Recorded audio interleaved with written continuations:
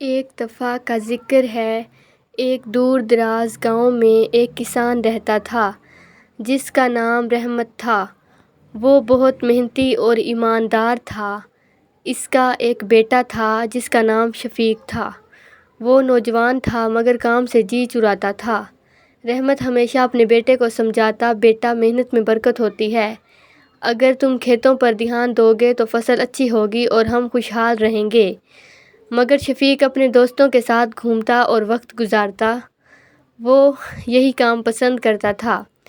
ایک دن رحمت بیمار پڑ گیا اور اس نے شفیق کو بلایا۔ بیٹا، میری طبیعت ٹھیک نہیں، تمہیں کھیت کو دیکھ بھال کرنی ہوگی۔ بارش کا موسم آنے والا ہے، اگر ہم نے فوراً بیج نہ بوئے تو فصل تیار نہیں ہوگی۔ شفیق نے ہاں میں سر ہلایا مگر دل سے نہیں۔ وہ کھیت پر گیا تو اس نے بیج بونے کی بجائے درخت کے نیچے سو گیا۔ دن گزرتے گئے مگر شفیق نے کھیت کی طرف دھیان نہ دیا۔ جب رحمت صحت یاب ہوا اور کھیت دیکھنے گیا تو وہاں گھاس اگی ہوئی تھی اور زمین بنجر ہو چکی تھی۔ رحمت کا دل دکھ سے بھر گیا۔ بیٹا، میں نے تمہیں سمجھایا تھا مگر تم نے میری بات نہیں مانی۔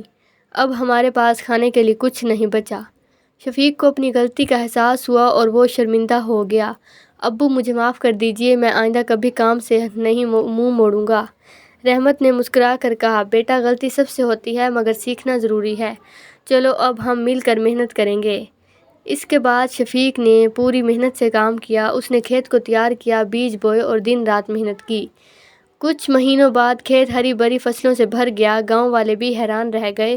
رحمت خوش تھا کہ اس کا بیٹا اب سمجھدار ہو چکا ہے۔ سبق: محنت ہی کامیابی کی کنجی ہے۔ کبھی بھی کام سے منہ نہیں موڑنا چاہیے ورنہ وقت گزرنے کے بعد پچھتاوے کے سوا کچھ نہیں رہتا۔